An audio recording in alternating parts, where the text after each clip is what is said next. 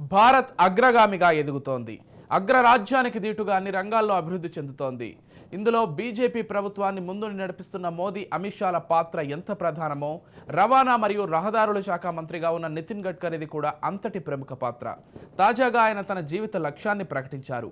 ఆ లక్ష్యం చూస్తే దేశం అగ్రరాజ్యాన్ని తలదన్ని ప్రపంచాన్ని శాసించే రోజు అతి త్వరలో రానుందన్న సంకేతాలు బలంగా వినపడుతున్నాయి. నితిన్ గడ్కరీ బీజేపీ సర్కార్లో కీలక మంత్రిగా ఉండడమే కాకుండా భారత్ ను ప్రపంచంలోనే రెండవ అతిపెద్ద రోడ్డు రవాణా దేశంగా నిర్మిస్తున్న మంత్రిగా రికార్డు నెలకొల్పారు.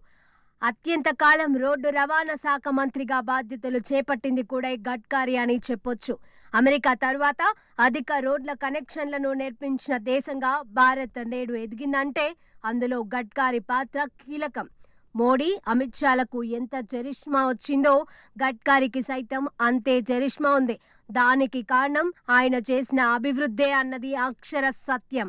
ఇక గడ్కరీ టార్గెట్ చూస్తే నిజంగా మోడీ చెప్పినట్లే త్వరలో భారత్ టాప్ 3 దేశాలలో ఒకటిగా నిలవనుంది అన్నది నిజమే అనిపిస్తోంది.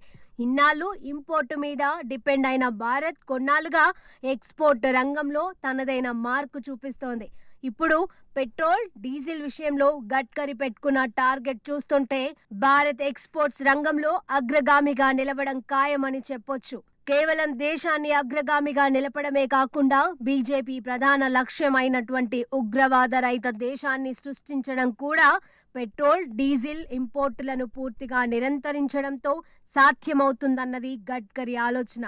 ఒక అడుగు ముందుకు వేసిన గడ్కరీ పెట్రోల్, డీజిల్ ఇంపోర్ట్ ఆపడమే తన జీవిత లక్ష్యమని, పెట్రోల్, డీజిల్ ఇంపోర్టును నిరంతరించనంత వరకు ఉగ్రవాదాన్ని ఆపడం సాధ్యం కాదన్నది గడ్కరీ ఆలోచన.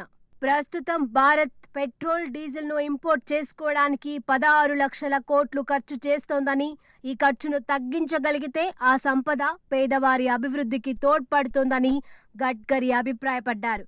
ఈ లక్ష్యాలను మనసులో పెట్టుకునే తమ ప్రభుత్వం బయోఫ్యూయల్ పై దృష్టి సారించిందని గడ్కరీ ప్రస్తావించారు.